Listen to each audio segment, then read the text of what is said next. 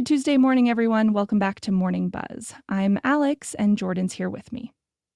So, yesterday we promised to tackle something that has completely baffled me since college. Why some people can demolish an entire pizza and be raiding the fridge an hour later, while others get so caught up in work they forget meals exist entirely. So, Oh, this hits home. I'm definitely in the, what do you mean it's 3 p.m. and I haven't eaten camp, while my roommate seems to have a bottomless pit for a stomach.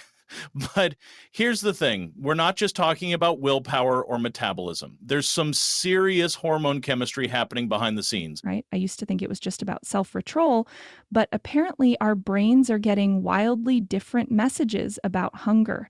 So, what's actually going on when someone finishes a huge meal and their stomach is already sending feed me signals again? It comes down to these two major hunger hormones, ghrelin and leptin. Ghrelin is like your stomach's alarm clock, telling your brain, hey, time to eat. But some people's ghrelin levels bounce back super quickly after eating, even when they've had plenty of food. It's like their hunger switch gets reset too fast. And then there's leptin, which is supposed to be the I'm full, stop eating hormone, right? But I'm guessing that doesn't work the same for everyone either. Exactly. Leptin is produced by fat cells and should tell your brain when you've had enough. But some people develop leptin resistance, kind of like how people can become insulin resistant. Their brain literally can't hear the "you're full" message, even though their body is sending it loud and clear. That's wild. So it's not that they're ignoring their body's signals, their brain genuinely isn't receiving them properly.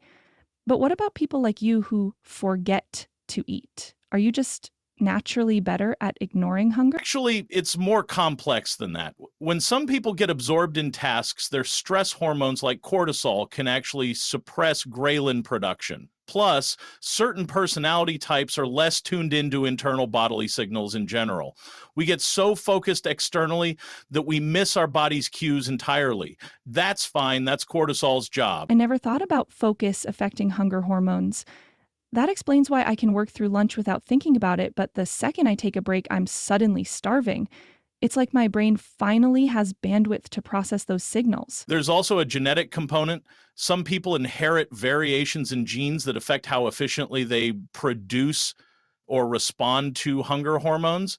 And interestingly, stress eating and stress not eating can both stem from the same hormone. So cortisol just affects different people in opposite ways. So when my friend says she stress eats and I stress starve, we might actually be having similar hormonal responses that just manifest completely differently.